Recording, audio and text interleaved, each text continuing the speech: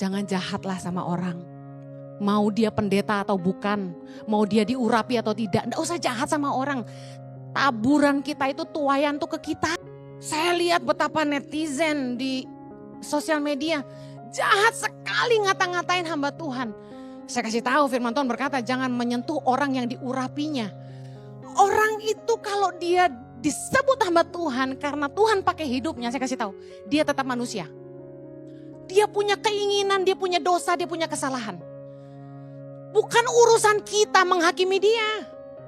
Saya kasih tahu, kita masing-masing berurusan sama Tuhan. Nggak usah hakimi pendeta, apapun, teman, nggak usah. Hati-hati, Daud ketika Saul berbuat dosa, Daud tidak berani membunuh Saul. Dia hanya menggunting ujung jumbai Saul untuk membuktikan gini, saya punya kesempatan membunuh kamu tapi tidak saya lakukan. Kenapa?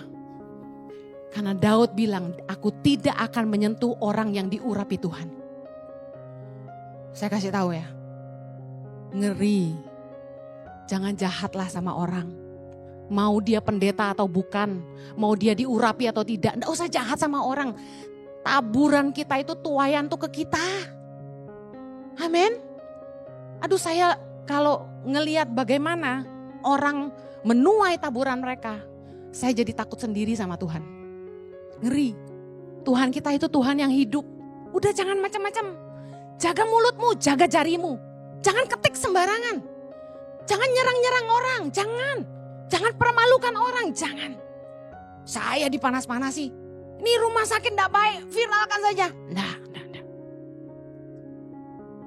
Tanganku dan bibirku hanya mempermuliakan Tuhan dalam hidupku. Enggak perlu menjatuhkan orang, amen. Yuk, jangan jahat, jangan komentar yang enggak baik. Anda enggak suka, unfollow aja. Ada yang bilang gini, isi khotbahnya bagus, tapi apa intonasinya harus begitu? Komentarin khotbah saya. Saya ketawa langsung, berarti ini follower baru. Saya pengen iseng jawab gini, emang diciptainnya begitu mau diapain? Tahu nggak? Mau denger pengakuan jujur Henny Kristianus nggak? Aku tuh sebel dengerin suaraku khotbah, tahu nggak? Bener, ini setulus-tulusnya, setulus cintaku pada Jojo. Saya tuh kesel dengerin khotbah saya. Apalagi yang nada tinggi. Yang saya heran itu ya, kok yang justru teriak-teriak itu yang viral? Berarti kan orang suka diteriakin. Saya tuh benci banget suara saya. Saya tanya suami saya, bener gak sayang?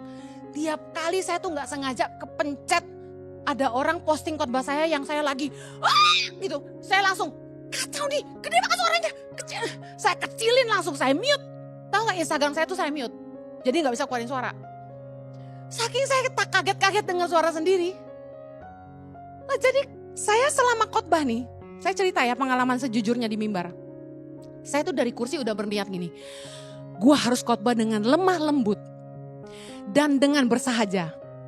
Karena banyak yang komentar saya gak bersahaja. Bener.